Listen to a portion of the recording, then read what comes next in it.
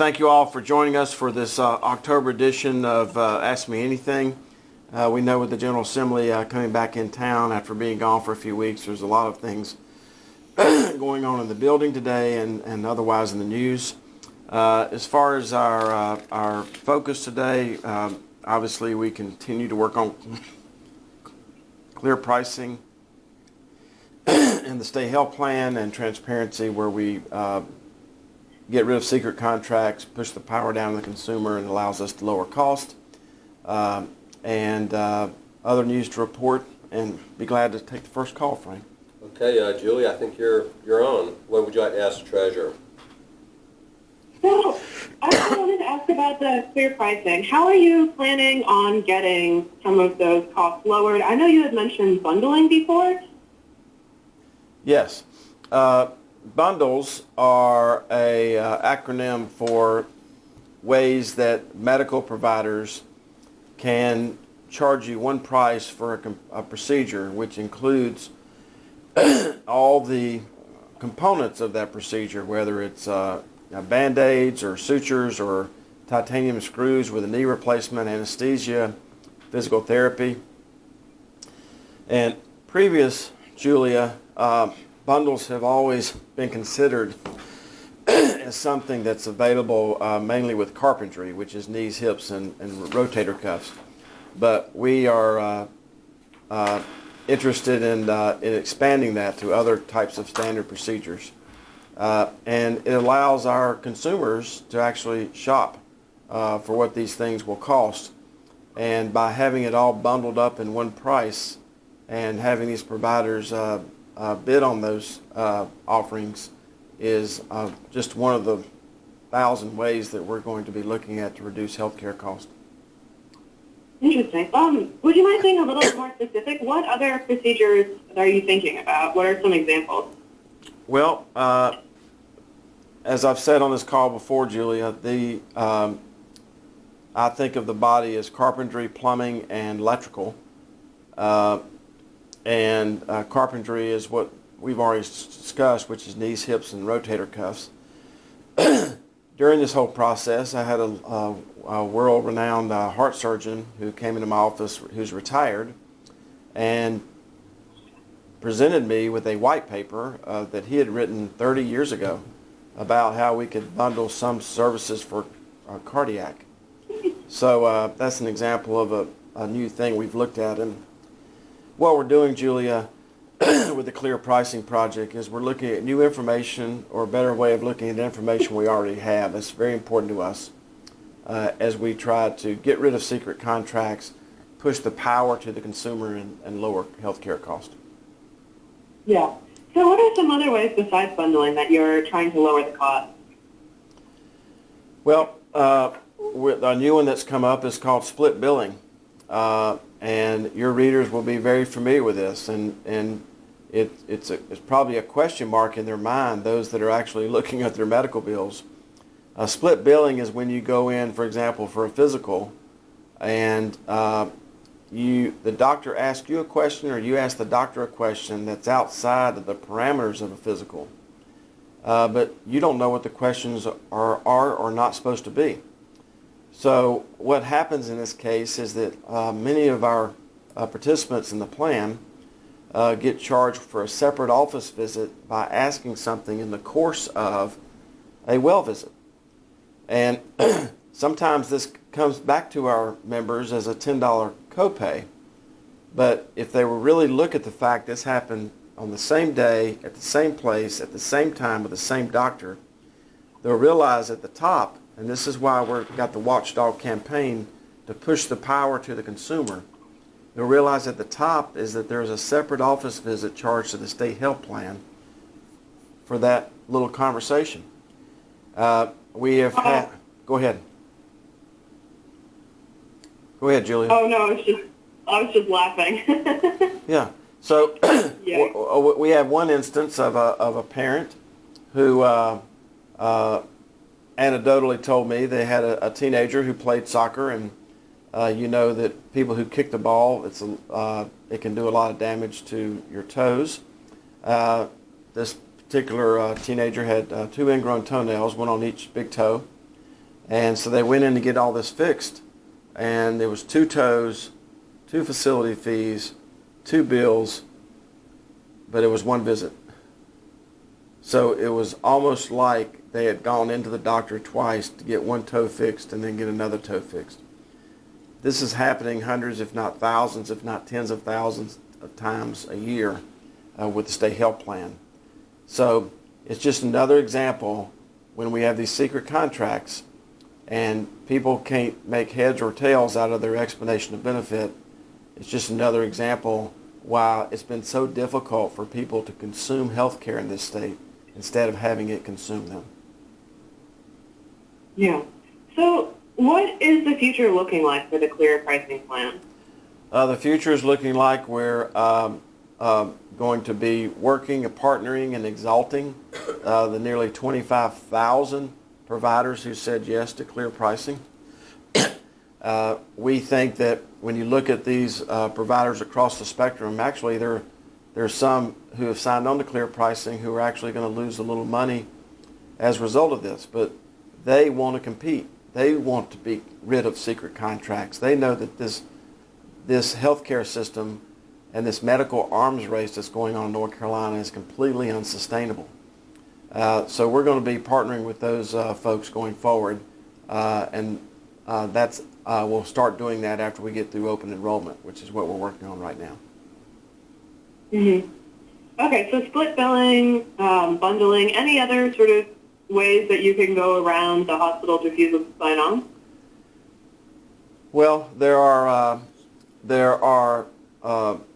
obviously legal things that we're looking at, as I've said to you in the past and others that have been on this call in the past. Anytime that there are cartel-like activities going on in the industry for the last 200 years in this country, that's something that the legal system needs to look at, and we're doing just that. Would you mind, can you go into some more specifics for that? Well, there have been lawsuits filed. There have been lawsuits that have been settled. The president has an executive order out right now about healthcare transparency and how it works to the interest of special interest groups, large insurance companies and hospitals, but to the detriment of the people of this country. He has further taken that executive order and directed one of his cabinet agencies to come up with the rules that actually drive the transparency that make his executive order actually operational. So that and things that are going on and have gone on, not just in North Carolina, but across the country with attorneys general and the United States Department of Justice are all things that we continue to look at. Interesting. What are you planning to do with, you're mentioning you're looking at some of the legal things. What are you planning to do with that?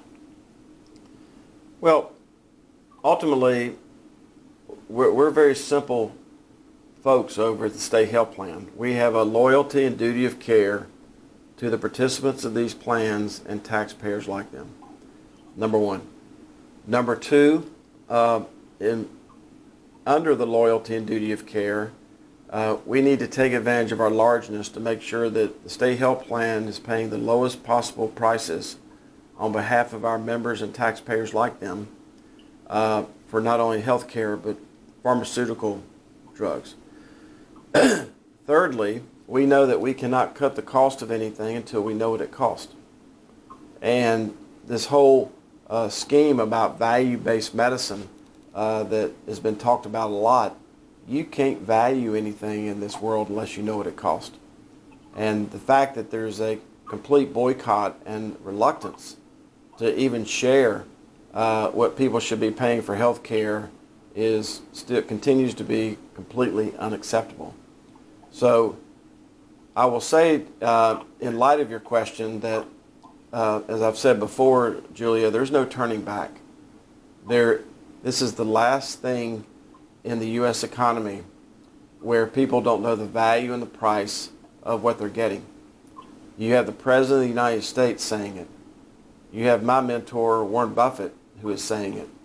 I don't think Mr. Buffett and Mr. Trump really get along. But here you have two. But here you have two very important people in this country who are saying the same thing.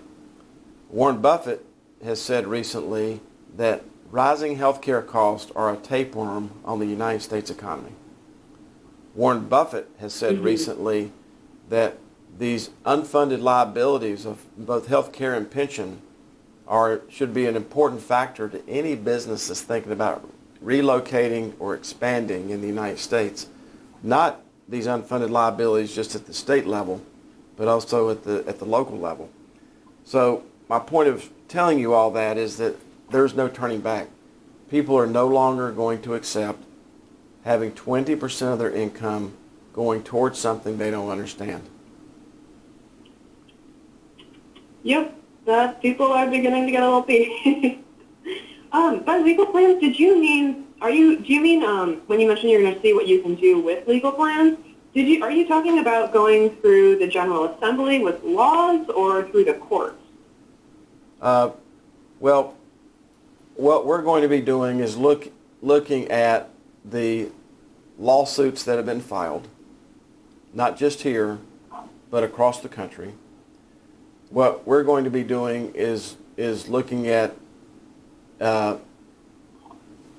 things that these hospital providers have already said they're guilty of, and that they intend to change their behavior regarding the things they were found guilty of, or that they agreed that they were doing and they need to stop doing. So it's a combination of really what I've always used as the stoplight strategy as far as legal. The red is, what avenues are we looking at that we should stop? What avenues are we looking at that we need to do more of? And then what avenues have we not thought of at all that we need to start? Interesting. Does any of those legal strategies involve looking at their status as a nonprofit? Well, that is actually a great question, but it's an IRS a regulation for the first time in our lifetimes over the last 15 or 18 months, the requirements for maintaining your tax-exempt status, and what that means to your readers is they don't pay sales tax, they don't pay income tax, they don't pay real estate taxes, and in many instances these large providers are the largest users of those services of fire and rescue, police, zoning, water and sewer, and those types of things.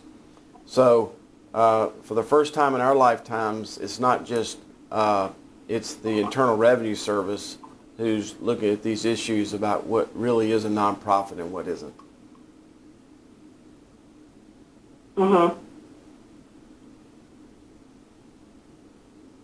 So are you planning on looking at that as well? So what are some of the other, I know you said you're looking at lawsuits that have been filed. Are you able to go into sort of more specifics about what lawsuits you're looking at? I can't, mainly because the people that are responsible for that are not here as the subject matter experts who could help me better answer your question. But as far as priorities are concerned, what we'd really like for these large providers to do is to stop boycotting state employees. What we'd like for them to do is to accept nearly 100% profit. What we would like for them to do is to agree to get rid of secret contracts and actually compete. It would be an economic gold mine for this state, given the amount of border we have with other states and where we are positioned on the eastern seaboard. It would be an economic gold mine if North Carolina was known as the state that had transparent, no secret contract health care, where the power was in the hands of the consumer. It'd be an economic gold mine. Okay. Interesting. Okay. And what are your plans going forward for the solvency of the state plan? Is it most, I guess, sort of what can you do to target I guess, make helping the plan become more solvent this year? That's a question better asked of 720,000 participants. I am fully certain and confident that if we can push the power and the tools and the information on what healthcare costs and procedures cost, push that into the hands of the people on this plan, that they are the ones that are going to be able to lower the cost of healthcare in this plan. And every penny that is unnecessarily or inefficiently spent on healthcare is a penny that can never be spent on public education, public safety, public roads, the ports, the parks, or any other core functions of our state government. And these folks that are on this plan, they are the public servants who educate our kids, who protect us from criminals, who pave our roads, and all these functions. So our interests are aligned with the people on this plan because they know that as we're able to lower healthcare costs, then the cost to them is going to go down. The real untold story about what happened with the Clear Pricing Project and the boycotting by the major medical centers in North Carolina is that for next year we are going to be unable to lower the family premiums on the state health plan directly as a result of that.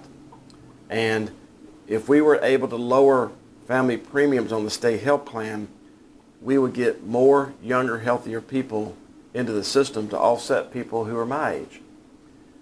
So lowering family premiums has always been a very strong goal of ours. And there's no reason that the largest purchaser of health care in North Carolina can't offer these products to our members and their families at a cost that no one else would be able to compete with simply based on our buying power. I've not seen it reported in the Carolina Journal, but it'd be very important for your readers to know that people know and hear the term buying power. There's almost as many people in this plan that work for J.P. Morgan Bank, Warren Buffett's Berkshire Hathaway, and Jeffrey Bezos' Amazon combined in the United States. That is the buying power of this plan. Pretty good. Is that it, Julie? You got Fairly good. It's true. Yeah, I think that. What? Sorry. Is that it? That's all. You got anything else? Is there anybody else on the call? One last question. Okay. How are you guys dealing with Blue Cross Blue Shield after sort of the shakeup in its leadership? Well, I will say what I've said in the past. These tragic events could have resulted in a loss of many innocent lives. The Blue Cross Blue Shield North Carolina Board of Trustees must become more engaged in the process of operating North Carolina's largest insurer. The facts of this case have been in a police report for months. The attitude that just because a question between the board and the management is not asked or is asked imperfectly or doesn't mean an answer or a problem doesn't exist. Mm-hmm. Okay, perfect. I think that should be it. Thanks so much for your time. Let me add to that. In our current TPA contract, there was not a strong enough provision to anticipate what just transpired over the last 3 weeks regarding this incident that happened 3 months ago. And our new third-party TPA RFP is going out over the next week. It will have much stronger language regarding key issues like this. As a matter of fact, in the old contract, Patrick Conaway was not even listed as a member of the key personnel because I never say this on this call, but you need to fact check me. I think when that contract was when the RFP originally went out, which was probably a year before he even came on board. So yeah, his name wasn't even listed. His name wasn't even listed as a member of key personnel.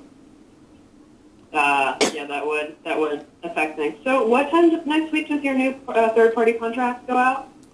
Over the next week. Sounds good. Awesome. Perfect. Thank you so much for all your time.